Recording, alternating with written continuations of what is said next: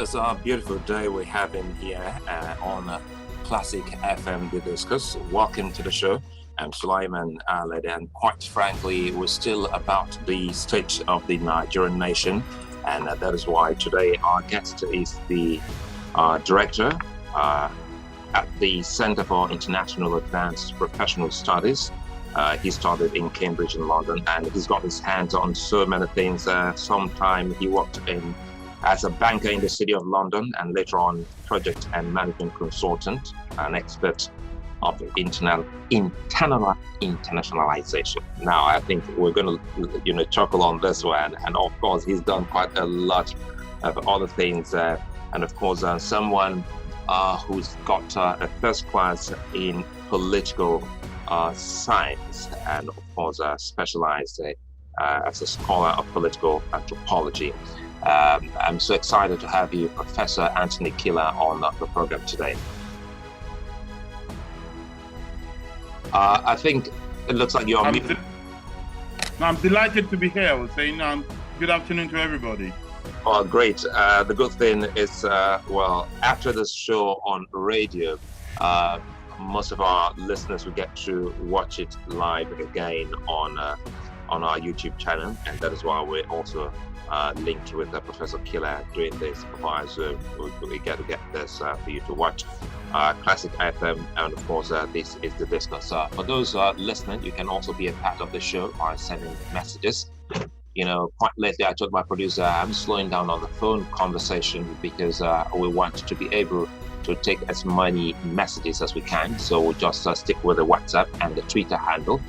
0909-217-2973. That's the number for you to send your messages to us. And of course on Twitter we're at Classic FM 973. That's the Twitter handle we're using for the purpose of this conversation with Professor Anthony Kila.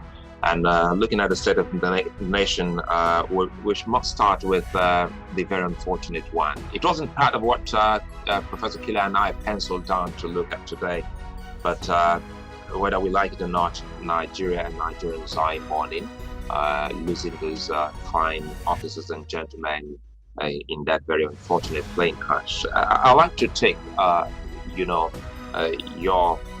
views, your comment on how you received that very unfortunate news, Professor Kila. I received it very sadly. It's a human loss and it's a professional loss. Every life lost is a disaster, it's sadness. But when you have accomplished professionals die in such a sudden way, it breaks one's heart, because you see, besides for their family and for humanity, they also symbolize the result of hard work and success. When people get to the peak of their career at a young age, and when they are charged with a very important task in life, and then for us to lose them in such a lot, it's a rather sad thing. I was very disturbed by it, and as we say, we just pray that God forgive their sins and give their family the strength to cope. And it's sad that you were talking of Twitter and social media. It's sad that some people went to politicize it and made some unnecessary joke and remark. It's a blow to our civility. And I think when people die, we should just mourn and remind everybody that we don't know for who the bell might toll next. We share life and death together, and death is a sad bit. It could be anybody next. We need to always remember that in all we do. I think you've just said it all. When people die, we should just mourn and, stop all of this. I think there's only one word to use: nonsense. Honestly, it makes no sense. When we go about trying to upset, those in mourning, and also upset the good memory. As you said, it's not just human life. We're also talking about professionals who have been cut short in their professional calling and duties to our nation, more so when Nigeria is also, looking to forging, ahead with the fight against the terrorists and, of course, the insecurity we're dealing with. It's also part of the things we're looking at today. We use the word. Let's start by looking at the Asaba Accord or the Asaba Declaration. It all depends on how you want to put that. We know what led to that, and of course, we were hoping to see that come from Nigeria's southwestern region. But it's a good thing that even the Southwest governors were a part of this, conversation that held in Asaba, Delta State in southern Nigeria. Take us through all of that, because I also know for sure that you have also been one of those Nigerians that, has been worried about things happening in the country. We've seen some of the letters and, of course, editorials you've been able to pen concerning a way forward for Nigeria as a nation. Did this come to you as or one of those things that you had in times past, spoke about as the way forward for Nigeria getting out of the mess or the problem it is at the moment? Well, absolutely. For three things in the Asaba Declaration, as I like to call it. One is that for a while, people like us have advocated for a decentralized approach to our problems. I've always advocated for 3 Ds. One is decentralization of authority, devolution of power, and digitalization of process. The Asaba Declaration follows one of that, which is the decentralization of authorities. It only makes sense that people who are closer to a situation should be at the forefront of deliberating and bringing up solutions to problem of those situations. And that is the reason why you have the Southwest Forum. That is the reason why you have ECOWAS, West African states, come together. People who are close by, who by nature, by geography, are on the same geographical situation, there's no big deal in coming for them to come together to deliberate and prefer solutions. To the content, and that is the second part, to the content of their solution, I think some of us have for long advocated for the trust. I mean, there was a 13-point agenda that they listed, including the preamble. I think the one that caught most people's attention is the call for the stopping of open grazing. Now, some of us have called for this a long time ago for 2 reasons. One is temporal economical reason, in the sense that regardless of who does grazing, by the way, I have a confession to make. I have a ranch, I'm a farmer myself. Now, all over the world, the people who prosper and thrive on cattle rearing, today, they do not do open grazing anymore. Open grazing is analog, it's not productive, and it's not profitable. It is not productive because we do not get the maximum return from that process. It is not profitable because it does not yield as much as it can yield. So calling for it just makes economic sense. It's an archaic analog process. The nature of man is to adapt nature to itself. Our ancestors, with limited technology and knowledge, were trying to adapt to nature. So they will move from one place to another to look for what they need. But today, we use technology to bring things to us. And, without any political or social or current affairs context, that is a reason to ban grazing.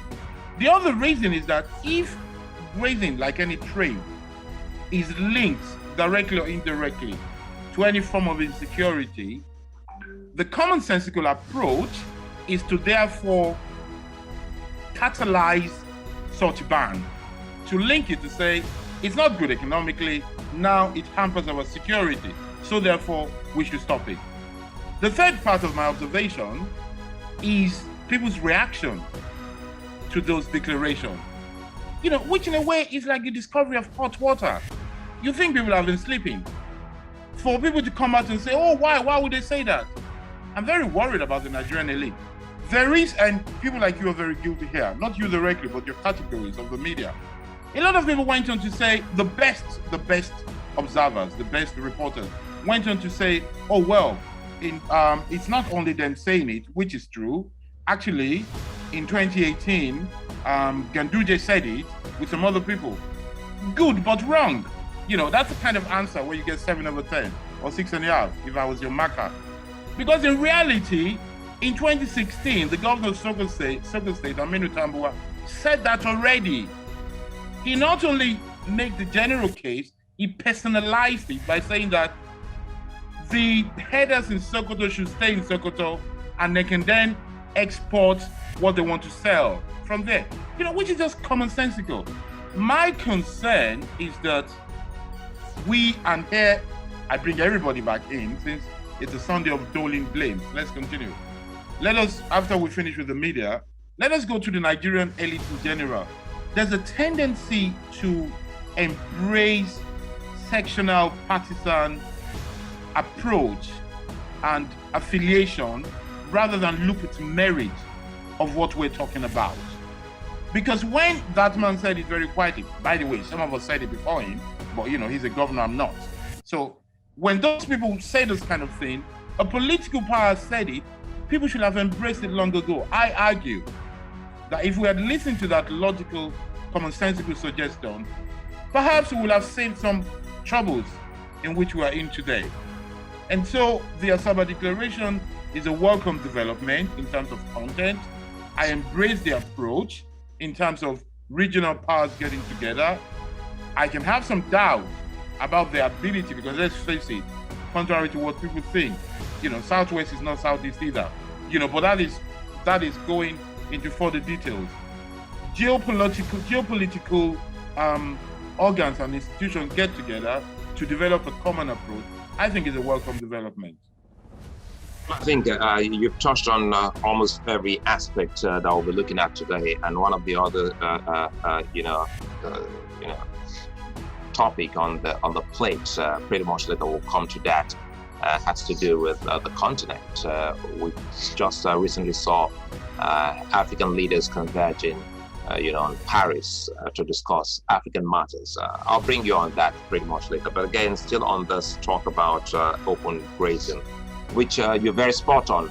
In all of the declaration, all of those, things that have been penciled down, the only thing that is causing the uproar in Nigeria has to do with the talk about open grazing. And you've also just, told the listeners that just like many other people in Nigeria, you also have a ranch. You're into farming. And if it does work for you as an individual, shouldn't this also be something that the elites, especially people like the Attorney General of the Federation, Malami, who's also said something that is almost counterproductive to the effort of these governors? Now, people are asking the question: who blinks first? Where are we headed here? As a nation, we thought that this was leading us to some form of resolution, some form of answer to the questions that we've been begging, to get answers for. So how do we move forward now that it would seem as if the AGF is speaking the mind of the Nigerian government? Well, 3 things. Number one is that I think once one is an adult, it is a good thing to pray or reflect every day, to say, dear God, let me not have a bad day. I think Malami had a bad day, on that day. And whilst it is good for adults to pray and reflect for a good day, I think it is crucial for public office holders to pray and reflect every day before they start their day. I think the Attorney General had a very bad day in that interview he did on TV. His position was bad, his presentation was worse, and his mindset came across as disastrous in everything that he said. And that is very bad. Unfortunately for Malami, there seems to be a sad consistency in his inability to grasp the concept of federation. And that is not very learned, for a lawyer, for somebody who occupies that role. It's a very sad development. Rather than criticize him, my instinct is to pray for him, because he's quite an embarrassment to the bar. And I think to many people for the role he holds. So that's not a good thing. Number two is this: let us not assume he speaks for the government. We should not make that error, because for him to speak for the government, there must have been a deliberation in a sitting where the government takes a position and he's mandated to say what he says. We just assume those kind of things, that because somebody is a minister or an SA is speaking for government. No, that is not true. The only people who, when they speak, we should assume they're speaking for government are the spokesmen of either the president, the minister, or anybody. The spokesmen are sort of charged by spokesmen. It could be women. We never have women, by the way, but you get what I mean. Are those who are charged to speak for those offices. So let us not assume so. Let us not assume so in process, and let us not assume so in practice, because this government has taught us one thing, like other governments, but because it's the current government now, before I get to the very people accusing me of insulting the government. This government, because it's the current government, has taught us that what people say today does not really mean that is what will happen tomorrow. We have seen situations in which somebody says something and the next day something else happens. So we should not assume that.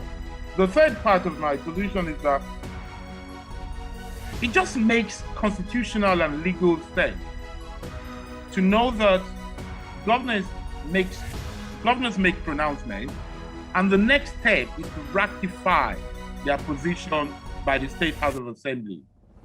By the way, when governors declare, maybe they can do decrees or they can do directives, but for their positions to become a point of law, it needs to be ratified by their assemblies. So the way forward is just for the assemblies of each state to ratify that position.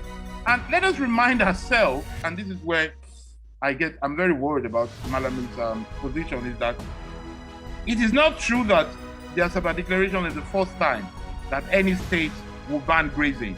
There are already states that have banned open grazing. So we are looking for two things now. One is for the State of Assemblies to ratify it and for that law to be implemented. Again, there was really no need for such drama. In that sense, Malami came out as a drama queen on a show with no need for. It's like in a case like this, sorry to cut you here, I'm trying to bring in some of the concerns Nigerians share, and you just raised something very important here, that he's not spoken on behalf of the government, which is key here. By now, because it's been days, hours and days now since Malami granted that interview, shouldn't the government be giving its own position now for clarity's sake, and so that people can better understand that this is not the government having this huge idea about this, because that is what it is. We must define and clarify things that has been dropped by Malami. So shouldn't the government be speaking authoritatively here? No, because if I work, I'm coming, because if I work for the government and people are thinking that my personal statement is the government's reflection, or is a reflection of the government's stance, or I'm speaking on behalf of the government. Good thing you're also in communication. What should that organization, in this case, what should the country be doing to letting people know that there is a difference between that individual, except that it is what it is, that he's spoken on behalf of the government? Well, I see your point. I think you have a bias. Your standards are too high for us to keep. What you're saying is what will happen, in theory and based on your own very high level of understanding of situation. That is what should happen, Perhaps the spokesman of the president should come and say, no, he wasn't speaking for the presidency. But, let's face it, we're Nigerians, we're touchy-feely people, and we don't really like to hurt ourselves. That would have been harsh. That would have made him look worse than bad in the bad place he is already. So I think the position of the government is to ignore him, since there is a solution. The government is ignoring him, knowing that all the governors need to do is to go back to their state and rectify their proposal. So really, it would have been good if the government were to come out to say, no, we understand what they're saying and they have a right and duty to do so. But then again, if you count the number of interviews and direct statements that the government has given, the president in particular, I think, there's no point. Some of us are getting too old and too tired to be expecting those kind of ideal situations. So this is what we have. Sometimes no news is good news. So in this case, let listeners know that no news is good news. If anything, we should just wait for the governors to do the right thing now, to go back, get the laws, and enact it. And, we all have a Malami in our family. So let's just tolerate him. Everybody has one uncle or cousin like that. So before we leave this quickly here, since you're also someone who is into agriculture, what if you were in the midst of these these governors? How else would you, or you're in the midst of the headers? What would you be saying to the headers at the moment? Because we should also keep in mind that the headers will be worried if you say you put a ban on open grazing. If you were with them, what would you be telling? But I think these headers? What headers should be saying is this. I think the most progressive, the most enlightened headers need to get together, have a roundtable, team the future of cattle rearing. I think that would be a place to start from. For them to get together to understand why the mode of operating cattle rearing is analog, is not productive and profitable, and to look for new mode. The people who would do that are people who are strictly business people, rearers, who just want to rear cattle and sell them. And in that setting, where they look for new form, I will advise that they also take on board the duty to denounce anybody that is staying in their category. And here goes something that worries me about the position of the Association of Cattle Rearers. Because rather than defend the name of cattle rearers, what they should be doing more is denouncing those who with their act tarnish their reputation. Their defense of it is rather strange. They've appeared to me most times like housewives who are defending prostitutes. It's a very strange position because they should be hoping their husband come home, not defend those taking their husbands away from them. So what cattle rearers should be doing is to find a new way to trade and then make sure that anybody that is disguising as a cattle rearer to commit crime should be isolated and reported. And they should be in the forefront of it to say, no, this is not us.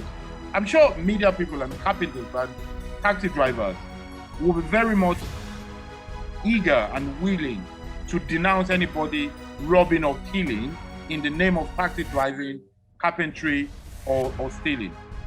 And that is what the cattle rearers needs to be doing.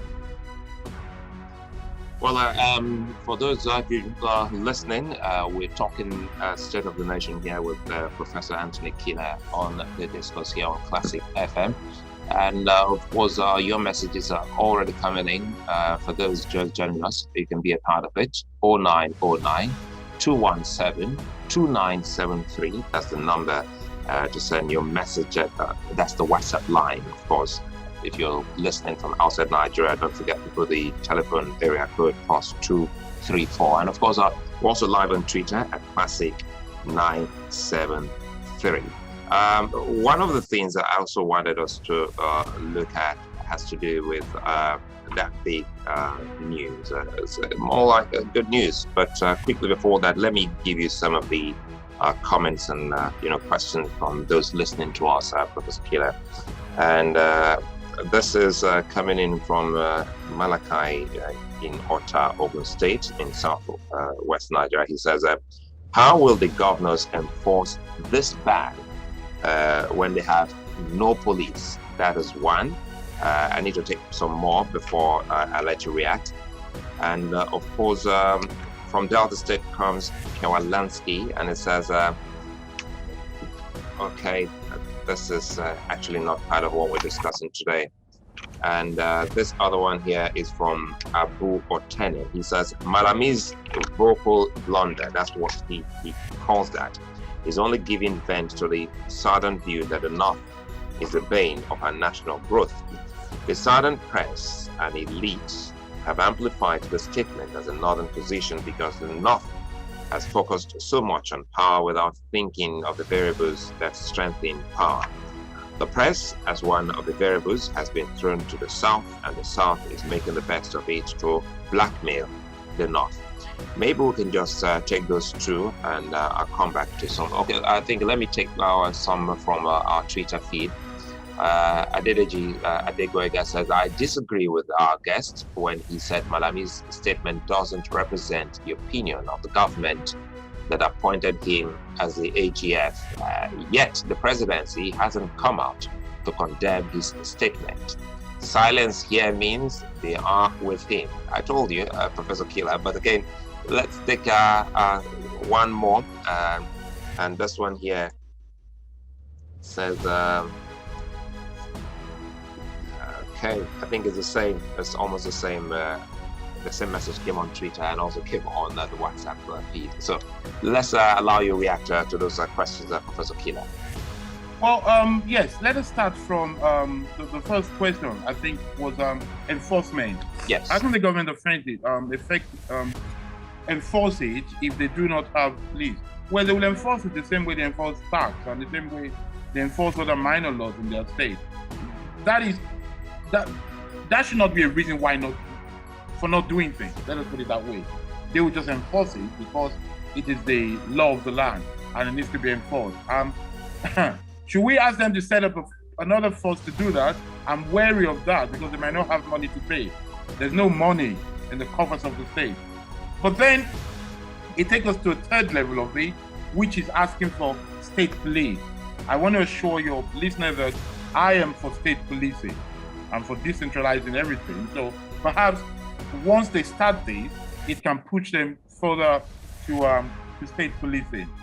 The second position, no, I do not think anybody in their good sense would assume Malami's position is the northern position, because Malami is not speaking for any northern body. If anything, and this is where Nigerian elites need to be careful, if anything, the Northern Elders Forum has already come out to embrace the ban on open grazing.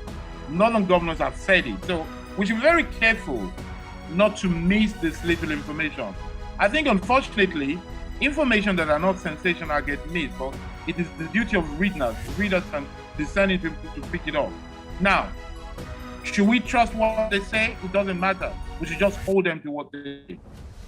The third listeners agreed with you against me. So I am lonely, you are in company. That we should take for as authority whatever the AGF say. You see, we might do that. I said technical case for that case because speak in the name of a government, and if the government does not disown you, it is assumed silent means consent. Fine.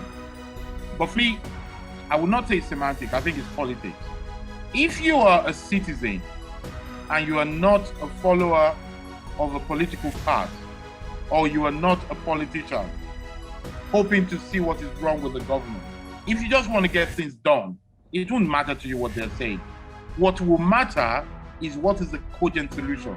In this case, and here the listener is right, in some cases what people say matters a lot because there is no way out. But because in this case there is a way out, there's a solution, as a question the moderator asked me earlier on, what is the way out of this quagmire? The way out is that the state adopts the law and they enforce it. Based on that assumption, we should just consider the Attorney General's position as noise and just let it be what it be. It's just one of those charts. So we should not take it serious. And it's important for us to distinguish between noises, charts, and effective position that can impact us, because we have a lot of issues at stake. If we keep following every chart and noise, we're going to be bogged down and we're going to miss big issues. That is my position on that. Perhaps in the future, we shall have a government and a country where people will weigh what they say, and if they say something wrong, it will be immediately disowned. But for now, we just have to make do with what we have. I see your point, which is really, really important that Nigerians will start as Nigeria and Nigerians are, move to fixing the country. Things like this, conversations like this are important for us to make points more lucid. For instance, this other one here is reacting to your comment, our opening, talking about those that the country we're mourning at the moment. He says, these deaths are becoming too much. And he said, in 3 months, we have lost most of our potential future heads. And he's also asking this from Adegboyega Adedeji. He's also asking saying that he's not happy that the president was not there to pay his last respects to the dead by attending yesterday's funeral for those who lost their lives. So that's from Adegboyega Adedeji. Let's see if we can actually take one more. Well, anyway, I think the others, they're too long. You can keep them short. Once I see your messages too long, I get discouraged. Of course, keep them short and simple. That's the best way we can get those messages out for our guest, Professor Anthony Kila, today. Quickly, another thing which is on the table has to do with the continent. I also know that you and the center have been working to see that the continent becomes a model, just the way we have seen in other parts of the world. But for some Nigerians and Africans, they've been asking questions. Why is it now this is tilting towards neo-colonialism? Why at this very moment we still see African leaders, go outside of the continent to discussing continental matters, as we've seen in Paris just recently.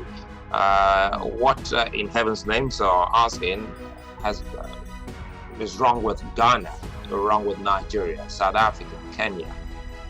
Why Paris? Does this also worry? Well, it's not a good thing. Okay, let us put it this way. You're very right. My center, the Center for International Advanced and Professional Studies, part of what we try to do is to bring the world to Africa. And we do so by trying to train Africans who can lead African issues. We have students from across Africa, and we do international studies. We don't bury our head on African issues. We try to train graduates, postgraduates, that can lead the African discourse with a good understanding of the world standard. And we try to be a connection between the rest of the world and Africa in Africa. And I think the people arguing your point to say what is wrong with Nigeria, Ghana, or Kenya, why are Africans going there? I think they're sort of embracing our own model to say, why not bring things to Africa? Well, I think there's a point there, but we should also understand something. Africans, Nigerians in preemies, have an overestimated idea of themselves. We have this idea that we're so big, we're so great, but we're not that big and great. And we should take this thing not as an insult, but as pure reality. If we look at our budget, our level of education, our achievement in health care and general infrastructure, we are a really poor country. Maybe with brilliant people, but collectively we're a poor country. The world, whether it's the Great Britain or France, are dealing with real global issues and flexing their muscle. And part of what they need to do is to show their own peers that they can get Africans together and bring them to their country. The reason why we go, I want to be very pragmatic here. The reason why African leaders go, besides enjoying traveling, on the country's expenditures and visiting abroad. The reason why they go is that African countries are needy. So when donors call them, they just have to go. They really haven't got a big choice. Let's be frank. And here, I know I'm being, sort of very pesky here, but let's face it. How many of your listeners will not go to Paris if they invited them for a conference there? Look, the way you feel is the way those in power feel. They would like to go to Paris as well when invited. Rather than say they shouldn't go, what I will advocate for is to replicate an African summit where we invite Europeans there. Let us have an African-European conference managed by the African Union. Host it in Cairo, host it in Accra, host it in Lagos, wherever, then invite heads of state from across Europe to come and discuss Africa. That is, you see, the world is not anymore about all. It's not exclusive. It should be and. It's like a conversation where people tell me, no, I don't read Shakespeare anymore. I read Soyinka. And I say, no, you should be reading Soyinka, you should be reading Shakespeare. That is what we should be doing. Let people go to France and let us invite the French to Africa as well. Well, more like more is always better. Get yes, indeed, more knowledge. I need to also throw this in. I was excited saying, in as much as that politics is really enmeshed in controversies, talking about the Israeli-Palestinian conflict. It made some Africans proud to see that Egypt again was able to broker peace. What this means, apart from the position where Egypt is, regionally speaking, or geographically speaking, irrespective of where you are as an African, if given the opportunity, an African can actually, pull some weight and achieve something positive, as we've seen Egypt help in brokering peace in that region. Oh, absolutely. You can. And it is important for people to realize that this is where intelligence and planning and thinking and ability to express oneself comes very crucial. It's not always about how much you have and how much internet you have in your country. If you have leaders with a vision that can capitalize on their geopolitical position and set forward a vision, things can be accomplished. And it is a shame that Nigeria is losing its role as a centerpiece of the African polity. I tell you what, that is the kind of thing our foreign policy used to aim at achieving. And it is high time we start to encourage people to go back into that. We don't have to be onlookers at all times. Sometimes it is actually easier to exercise what I call the moral currency. Africa has a moral currency if it can get what I've described elsewhere as the 3 V, which is the right vision, the right vessel to carry the vision, and the right amount of vigor to put those things together. That is what Africa needs, and it is a good example that we see Egypt doing it. By the way, Egypt has done it in the past, and it is doing it again. And it all goes well for those who are desperate, thinking there's nothing Africa can do. That is where we can actually come in. And I want people to pay attention to foreign policies a lot, where it is possible. We should pay attention for it for 2 reasons. To know what's going on in the rest of the world is always very helpful for 2 reasons. One is that the way the world is now, it's so interdependent that rarely can you rely on just what you do in your own country. You are affected by a lot of things. The world is so interrelated, and the sneezing of one country affects the well-being of other countries. As people have joked, bad joke with their a bad funny joke with the COVID thing, that somebody ate bats in China and I'm washing my hand in Nigeria. That is the way the world is now. We're very connected. The other reason why we should follow foreign news is that it helps us to compare what we are doing with what is happening elsewhere. So that if you read the dailies or you follow the news of what's going on in the rest of the world, sometimes we see how shallow our own conversations are at times. And sometimes we might be lucky to see how great our conversations are. Because if people are talking about arguing about free internet service, saying that internet should be considered as infrastructure, so anywhere you go, the whole city should be connected, and you do not need a personal one. It should just be like street light. And we are still arguing about whether open grazing or not open grazing. It just shows you, where we are really or not with things. So I encourage people to follow international news a lot. Well, I think that's very important because honestly, it's a human thing, human nature. And sometimes when you get to follow some of these, stories, you realize that there's truly not much difference, about what you're going through in your own country.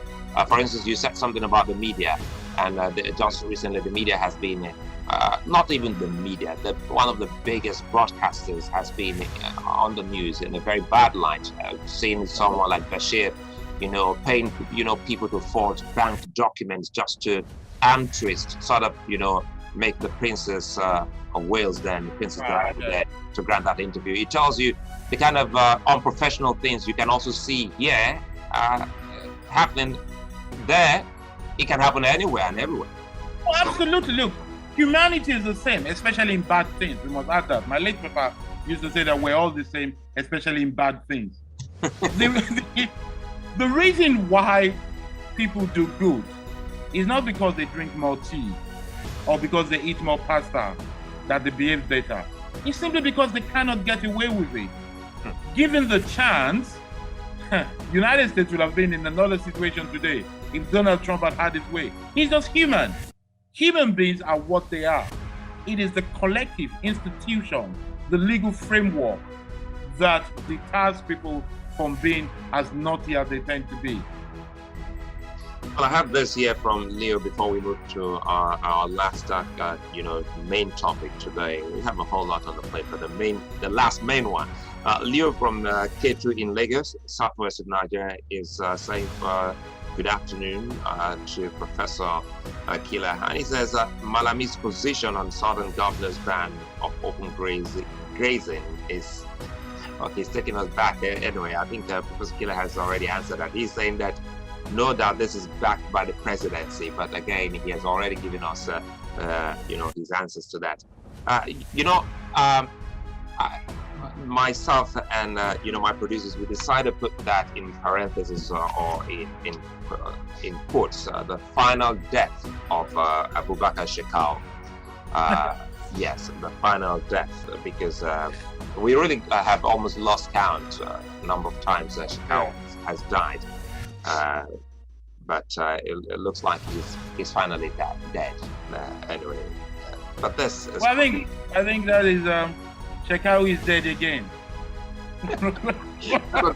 I think that's a nice headline. A better way to couch that. If I was going to go on the print, I think I would have just put that Shekau is dead again.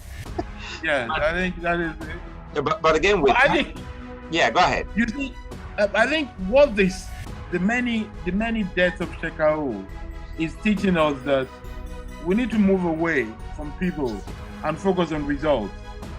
Really, it's good to be Shekau to justice. Some people are happy he's dead.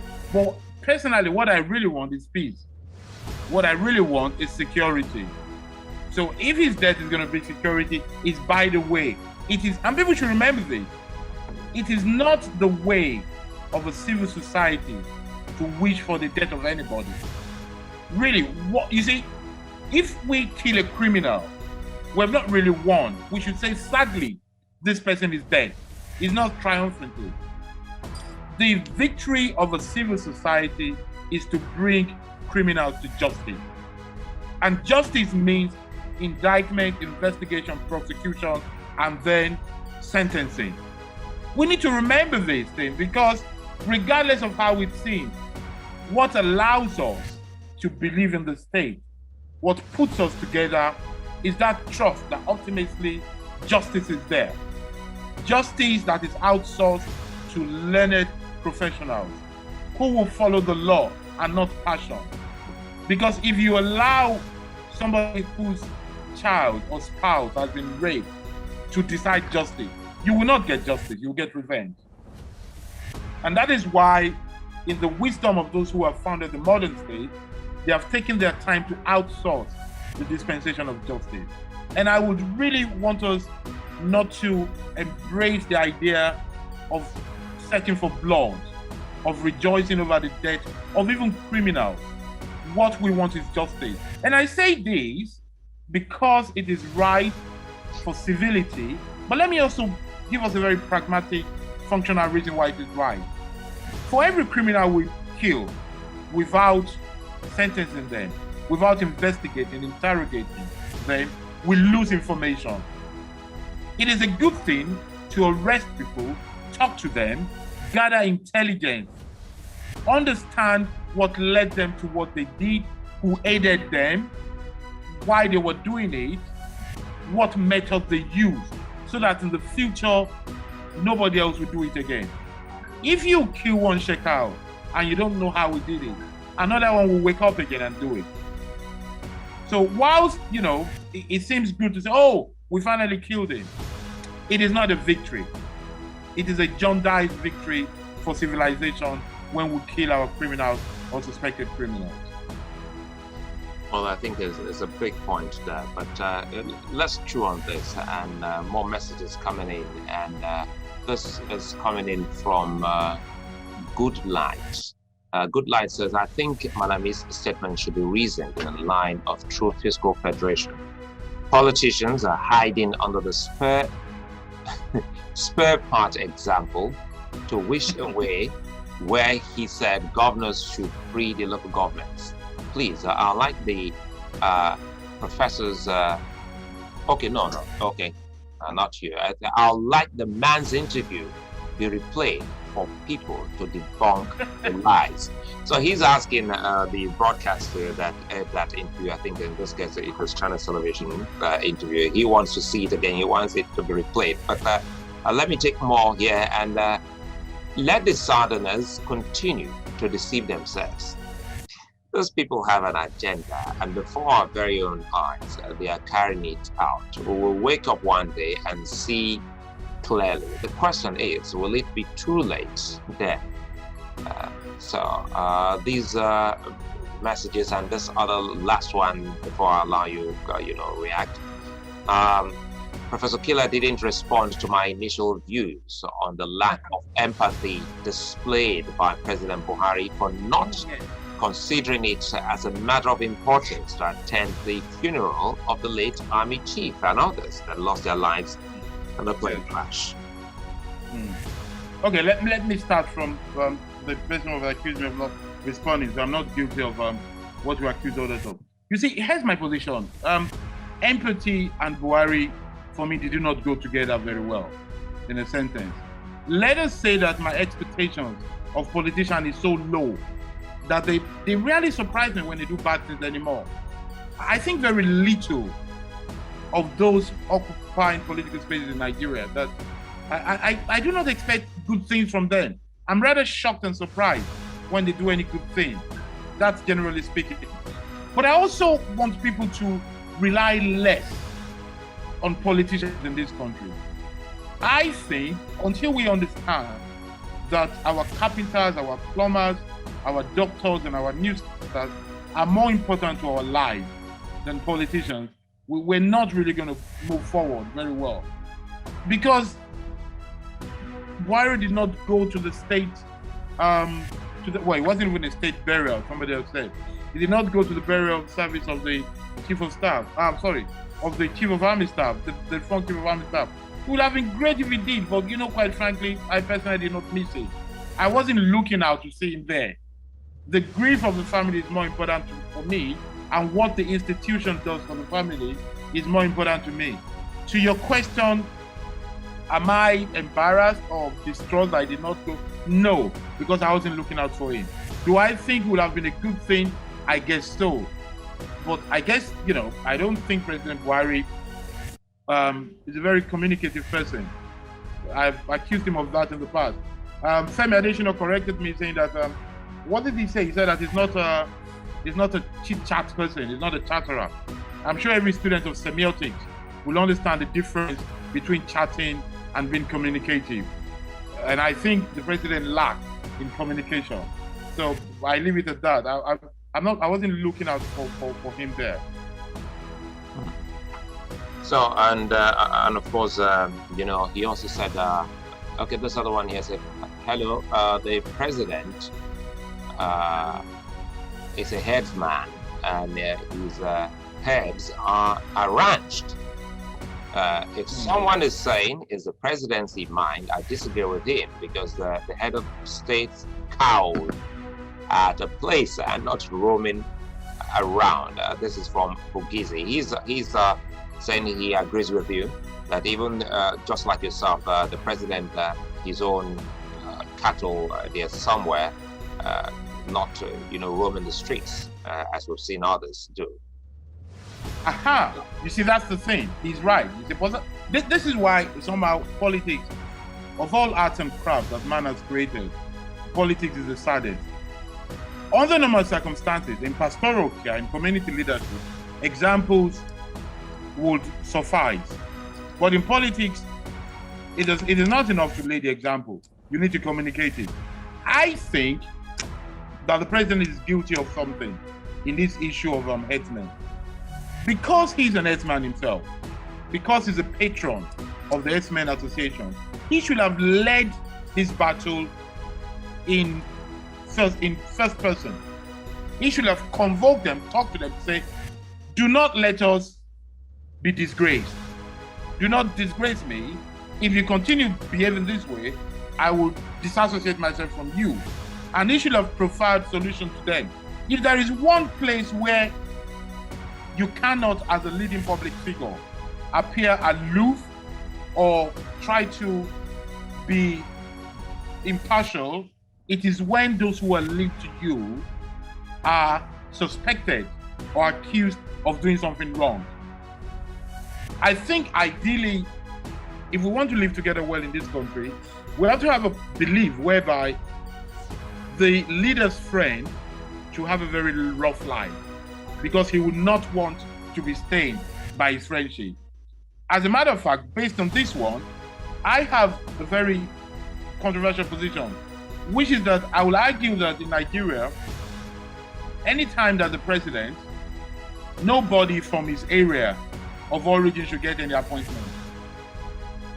So that people will know that if we put one of ours there, we have no direct benefit. Only he gets the benefit. Maybe if we start doing that, we shall have less of sectional and general drive towards a particular position of office. Well, for Rosemary says she's unperturbed, not concerned if Shekau is dead or not. Does that stop the activities of Boko Haram? For some other experts, they think that that's more like, they've always had factions. More like one faction has been extinguished, and before they regroup, Nigeria need to really move in and infiltrate what's left of the Shekau camp. Well, I go with Rosemary. Of course, better Shekau out than in. But what we should be looking at actually is security, is the stopping of maiming, killing, and destruction of lives and property. Of course, the leader of a criminal group matters a lot, because he inspires, coordinates, and lead the execution of crime and destruction. So it's better not to have that person. But I argue that better still is not to have the crime. I think our focus should be more. The reason why people want Shekau dead for as many times as possible or in prison is to avoid crime. That is what we need to keep thinking, because if we kill Shekau 7 times and the crime continues, we gain little or nothing.